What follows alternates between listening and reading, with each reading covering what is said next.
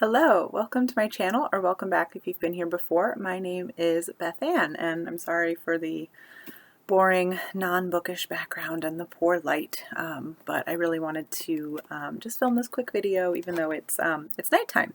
And that's because I just finished this book, Master of Poisons, by Andrea Hairston, which was on my February TBR.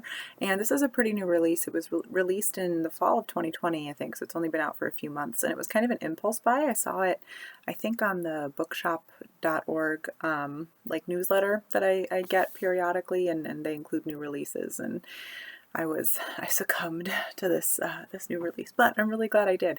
So this is a fantasy book. It's definitely pretty epic fantasy. A lot of crazy stuff happens. It's a slow burn fantasy, so it does start out a little slow, just putting that out there.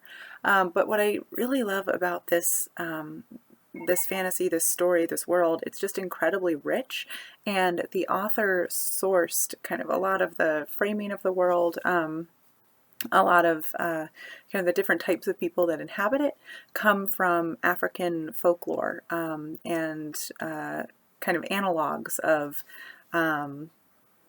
to me it reads maybe West African, but kind of a diverse group of peoples living in a coastal area, and just just pulling from a lot of kind of African folklore and religious elements. So the basic premise of this story is we're in an empire, the Archesian Empire, and it's an empire that about 20 years before this story starts was kind of pulled together with a lot of resistance from a lot of different peoples. And so there's been peace for 20 years. Before that, all the peoples were fighting. There were all these different warring clans and small nations. And the person who was kind of the main architect of peace is the Master of Poisons, who now serves as an important counselor on the Council of the Emperor with some other people. And as we learn immediately in the book, this empire and all of the associated neighboring peoples are facing kind of a climate change apocalypse, and the author does say that the inspiration from the story comes from our own kind of decision point in climate change that we face today. So climate change is happening, and the people in the book don't really know why. And of course, it's much accelerated and much, in some ways, much worse than what we currently have now. So they talk about poison desert. So it's literally storms and an encroaching desert that are just completely inhabitable to people. And if you're out in one of these storms, you'll kind of get like eaten alive, almost like turned to dust, like really, really bad. So yeah, really bad, really fast climate change. But it's basically eating at the edges of the empire and eating at the peoples that still live around the empire. And so it's a major time of crisis, and this 20-year peace is starting to fray and starting to crumble. And so we follow two main protagonists. So one of the protagonists we follow is the Master of Poisons, who kind of faces some drama and political machinations on the council. Think Game of Thrones style, small council sort of thing, right? And he ends up departing from the council and going on an 8-year quest to try to find a cure, because he is the Master of Poisons and it's poison desert, so he's supposed to find a cure for the disasters that are happening. And then our second protagonist is a young woman, Awa, who, like many other farming families, their lands are being beset by the ravages of what's happening with this climate disaster. And like many fathers, her father decides to sell her so that he can basically get money and resources to keep his farm running for a few more years, ideally. So she is sold. Now, Awa is of mixed heritage, as is the Master of Poisons. They are both part of their heritage is from the Northland tribes, which are groups to the north of the empire they are kind of in the fold of the empire, but kind of not. And these are the groups that kind of harken back to kind of traditional African types of folklore and nations. So they have kind of that feel. And Awa's mother is from those peoples. And one of the other things kind of surrounding this whole premise is that these people don't just inhabit what they call the everyday. A lot of them can inhabit what they call smoke land, which is kind of the land of spirits and ancestors. It's part magical. And so Awa's mother is someone who can travel in smoke land and can cross into smoke land. And so Awa has kind of grown up helping her mother keep this secret. And so she does at first feel betrayed by her mother, but eventually does come to realize that her mother couldn't do anything to stop her father from selling her, but they were actually able to sell Awa rather than into like a traditional form of slavery or something. She is sold to a green elder group, and these are nomadic groups of storytellers and magic users and warriors who kind of keep to more traditional and more ancient ways. And so Awa, although she's sold away from her family, actually ends up with this incredible gift, and she finds a new family. And so a recurring storyline for her is finding new families as she goes along her path. So that's kind of how the book is really kind of set up, and then we follow these two characters as they continue down their path. And I'm not going to go into any more detail because I don't want to give away major plot points. But some of the themes that are just so incredible about this book are, so for one, the power and the magic in storytelling. So one of these ancient traditional magical roles that people can have is to be a storyteller. They call them griots, and the most powerful of the griots are people who can do magic essentially with their stories, and they can change the future with their stories. And often they are smoke walkers. They can walk into smoke land, and so Awa is one of these very powerful storytellers.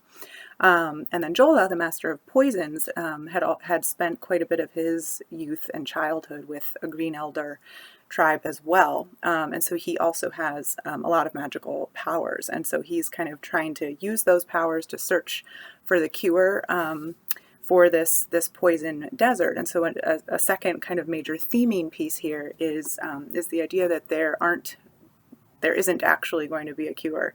And even though people keep trying to kind of show Jola that and tell Jola that, did I mention Jola is the master of poison? Sorry, that's his name. It takes him a long time to come around to that. But he eventually does. And so, that's very compelling, I think, to me, thinking about our own climate crisis is, people want a silver bullet. People want the new technology that's going to fix it or the perfect policy that's going to fix it. But what we need is just like sweeping change in all areas of our individual and corporate lives to achieve the level of change that we need to. And so that's really where the book is kind of headed, is what is that change going to look like in this world? And how can the people who end up having real visions of what the future could look like, actually, they don't even really end up, that's another cool thing without giving away the plot of the book, it doesn't end up in a happy place. I'm fine saying that because the problems are so big, right? But they do. Jola and Awa, as they move through the book, are starting to be able to envision what a future could look like, or at least what a feasible or useful path to a future could look like. And then they have to kind of overcome all of the doubts and fears of everyone around them. And so a third kind of really cool theme in this book is just the question of what is truth, and the idea that we can all convince ourselves to believe things. In this book, they're called illusions, that there are masters of illusions, there are people who believe illusions, and that we all believe illusions. Even the people in this book that seem to know the most are still constantly fighting to stick to the things they think are the most true, and that we as the reader think are the most true, because we're reading a packaged book, so of course there are truths in the book. But it's a constant source of doubt and struggle for the characters, and so that's, again, also really cool.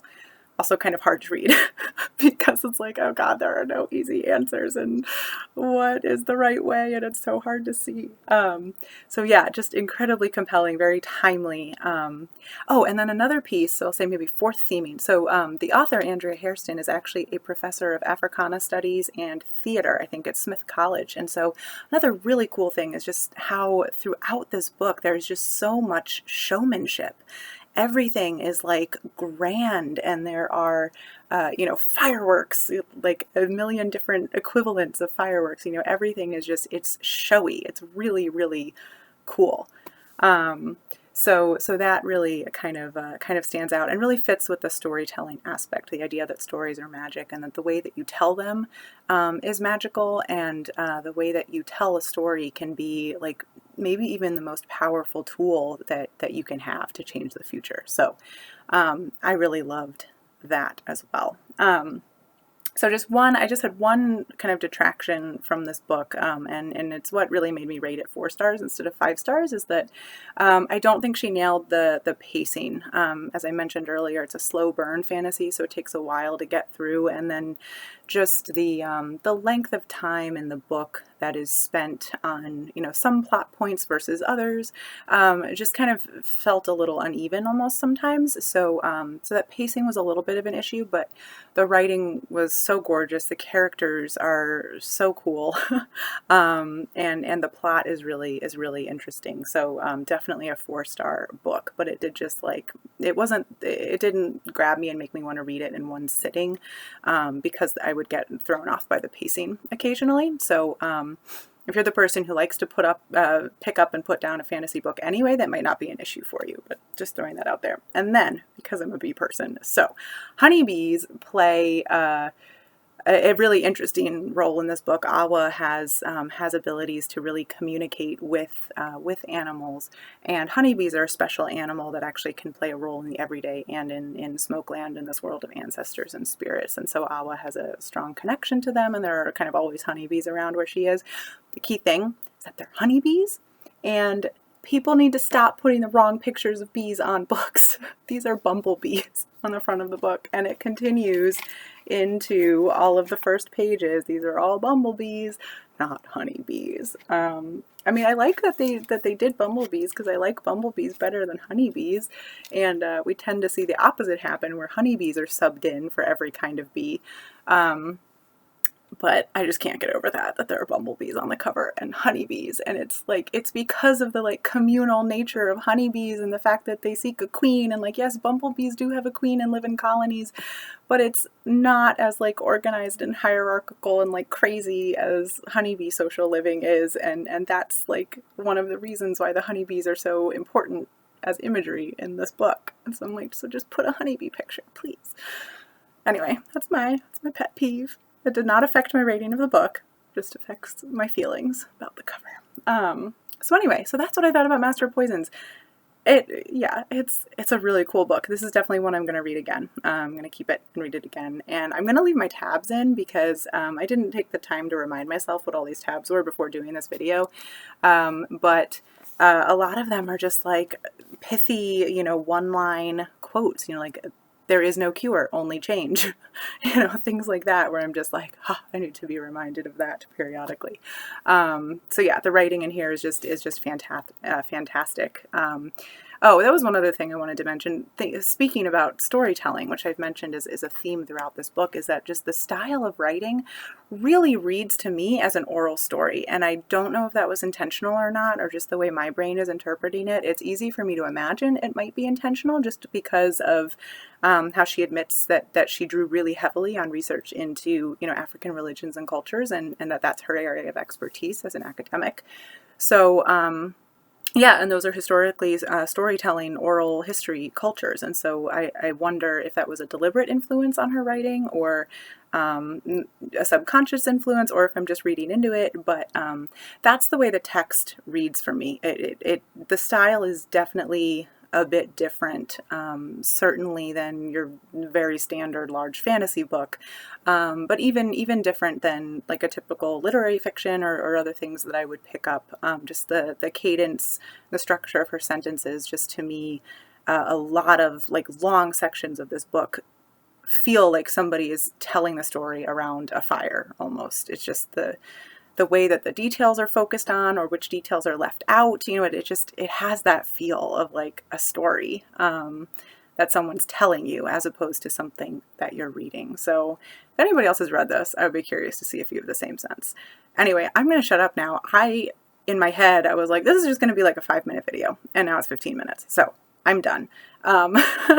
Like this video if you like this. Let me know if you've read this book or are interested in reading it. And if you're new to my channel, please hit the subscribe button, and I'd love to see you around in a future video. Thanks. Bye.